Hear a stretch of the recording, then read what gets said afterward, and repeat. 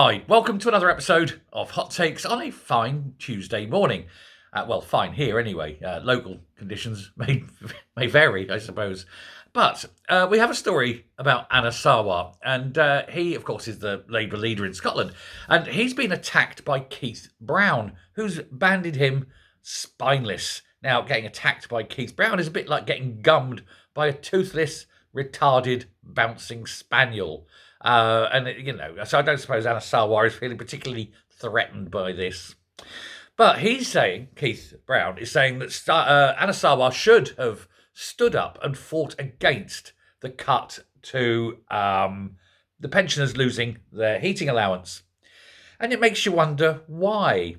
Because it's got nothing to do with Anna Sarwar. It's the SNP that's cutting this. It's Keith Brown's party. Why isn't Keith Brown standing up and fighting against his own party for cutting this winter fuel allowance? No, he is, isn't he? Keith Brown. He is that retarded spaniel, isn't he?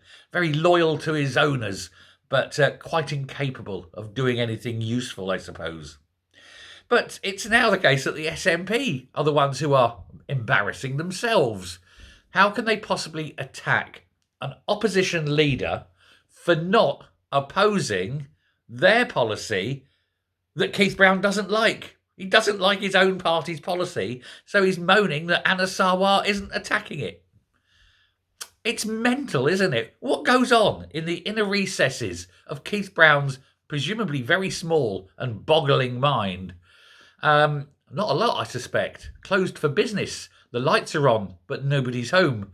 The wheel is turning, but the hamster is dead.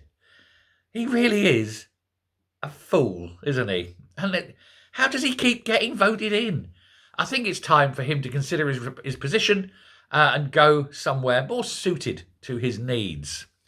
Some kind of institution where they can care for people of such, learning difficulties and advanced decline, where they can be kept in a comfortable and safe situation, far away from the levers of power.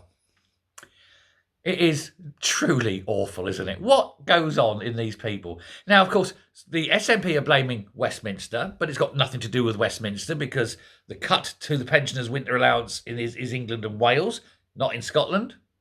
It's a devolved matter. Scotland wanted that devolution to include benefits. They got it, much against the advice of the Westminster government. The Westminster government gave it to them anyway because they insisted.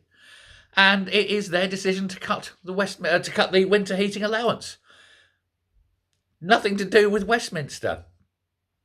Why? What? Why would you then go and blame other people?